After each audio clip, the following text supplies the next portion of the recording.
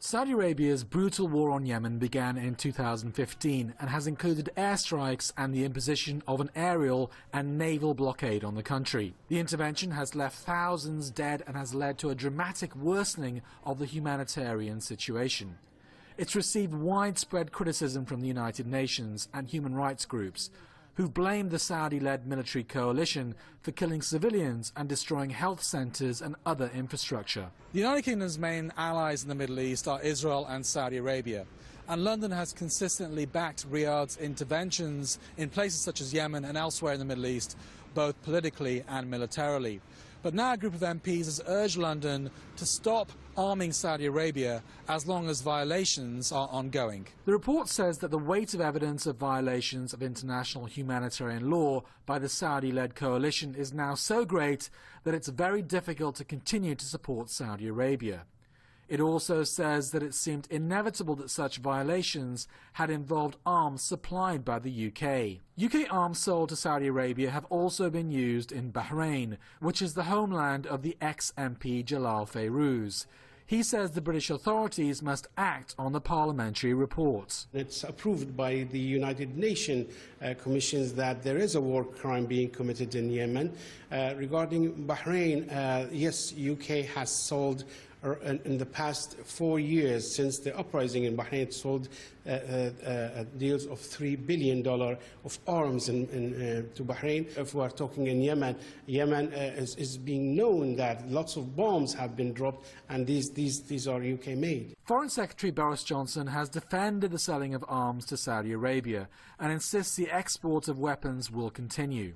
He says the UK operates one of the strictest arms licensing regimes in the world and says it's received assurances from Saudi Arabia that it operates within the boundaries of international law. Roshan Mohammed Salih, Press TV, London. Afghan security forces have recently retaken 2 strategic districts from the Taliban militants in northern and eastern parts of the country. This was part of a major battle against both the Taliban and the Daesh terrorists. Jani Khel district in eastern province of Paktia has been recaptured. The army also succeeded in pushing back the Taliban militants from Kalaizal district in northern Kunduz province.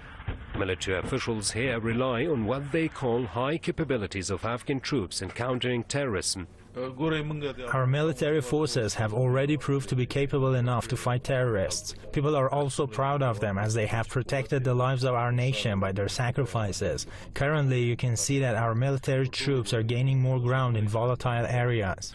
The recent gains came as the terror groups have stepped up their attacks, particularly in big cities. The capital Kabul witnessed twin bomb blasts this week in front of the entrance gate of the Afghan Defense Ministry. The recent Taliban attacks have claimed more civilian lives. The militants' bombings in the capital also led to the killing of an army general and several security forces. Dozens of others were also injured in the spate of terror attacks. A charity organization also came under attack by a group of 3 armed attackers.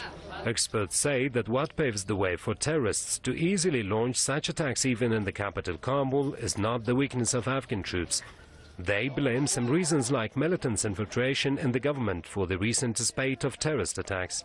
Mismanagement, lack of proper coordination, totalitarianism, lack of strong international support and the presence of Taliban members in the Afghan government are known as the main causes behind Taliban's recent success in launching blind attacks. Furthermore, top Afghan officials have repeatedly pointed out their fingers at some foreign secret services for backing terrorism in Afghanistan. They think that the international backers of terrorism have always tried to wage more war and violence in Afghanistan to gain their own interests in Afghanistan and beyond. Amin Alami, Press TV, Kabul.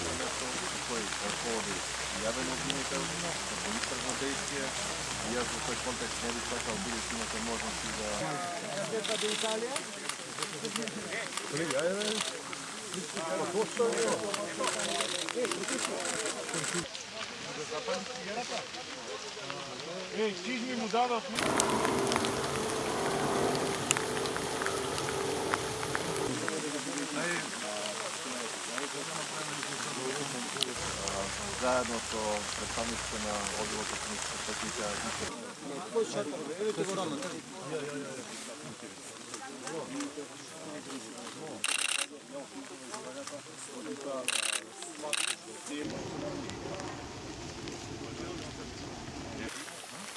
In Afghanistan, a major gun battle has erupted between security forces and a group of suicide attackers in Kabul. This follows an attack on a charity organization which killed at least one person and hurt several others. Yesterday, at least 24 people were killed in twin bombings in front of the Defense Ministry. The streets are said to be deserted over fears of more attacks. Congress is still battling over emergency funding for the fight against Zika.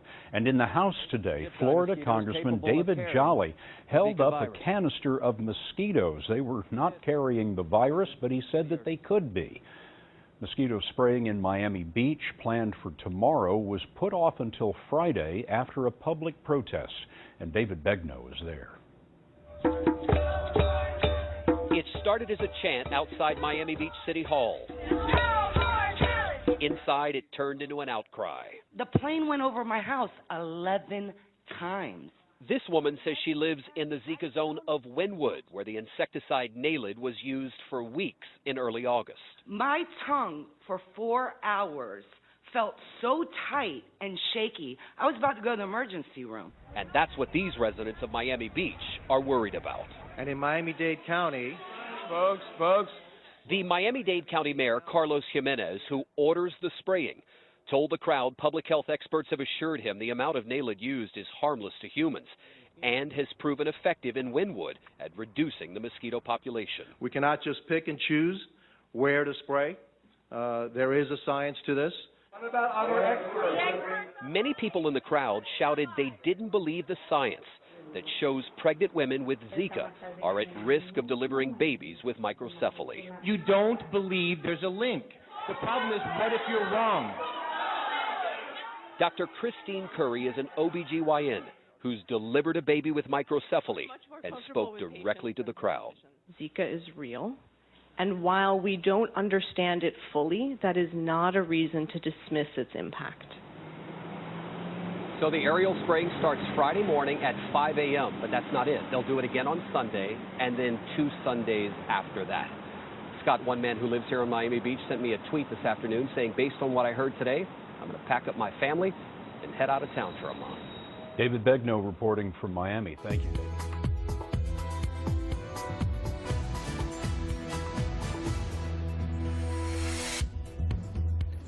The leader of Iran's Islamic Revolution has criticized human rights organizations for remaining tight-lipped on last year's deadly Hajj stampede in Saudi Arabia. Ayatollah Sayyid Ali Khamenei says all countries supporting Saudi Arabia, including the U.S., are accomplices to the Mina tragedy. Iran's intelligence ministry says the Iranian security forces have dismantled a Saudi-backed terrorist group in the province of West Azerbaijan. Iranian forces clashed with the terrorists in the town of Sardash. The 12-member group was armed with ammunition and weapons.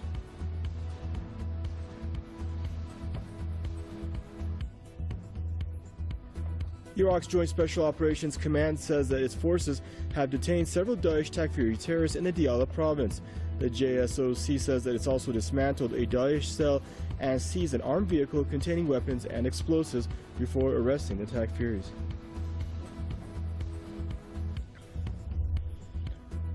Russia says military operations by Turkish forces and militants of the so-called Free Syrian Army inside Syria can further exacerbate the situation in the Arab country.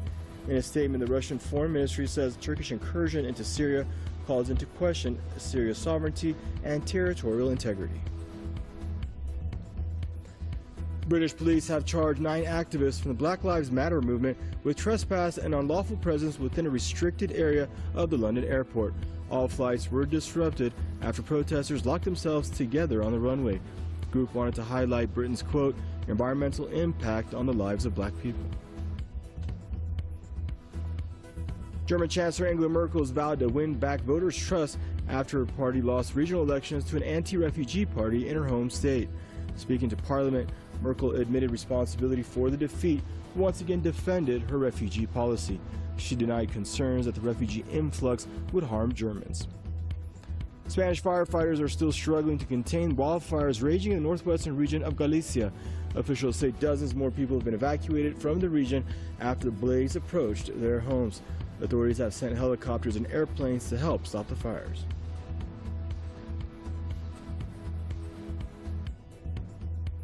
Rain-triggered floods in parts of southern and northern Greece have left at least 4 people dead and 1 missing.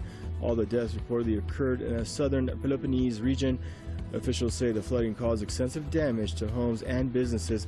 Flood waters at some places were as high as a meter.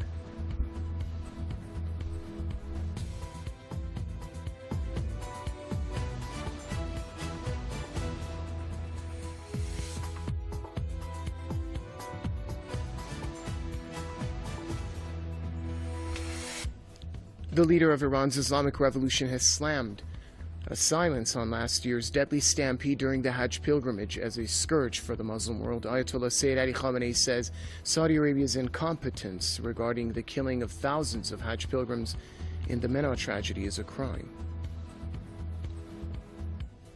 President Hassan Rouhani has also called on the Muslim world to coordinate punitive measures against Saudi Arabia over the tragic incident. Rouhani says Iran will continue to pursue the issue through legal and political channels to reclaim the rights of the victims.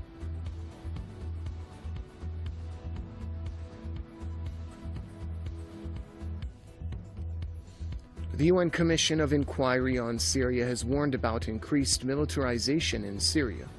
The Commission says it has reliable information indicating the use of chlorine gas in the city of Aleppo. The latest report has also recorded a wide range of human rights violations, including indiscriminate attacks on civilians and medical workers. Saudi Arabia has targeted residential areas in Yemen's Sauda province, killing a little girl and injuring 4 others. The fatality came from Saudi artillery fire on the Razeh district of Sauda province. Saudi fighter jets also hit several other areas in the province, including a school. The UN's Children Agency has warned that conflicts and poverty have displaced nearly 50 million children worldwide. UNICEF says children account for nearly half of all refugees. According to the agency, many of these children are at particular risk of abuse and detention because they have no certain legal status.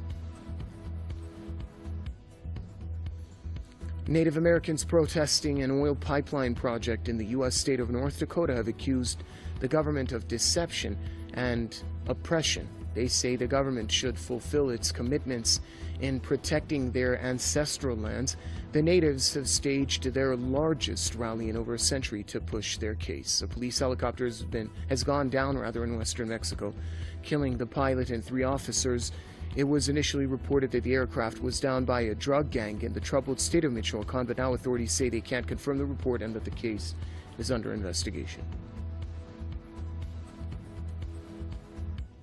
Malaysia has confirmed its first case of the Zika virus in a pregnant woman living in a southern city close to Singapore. It's not yet clear whether she contracted the virus locally. The country has already recorded 275 cases, but there was no pregnant case among them.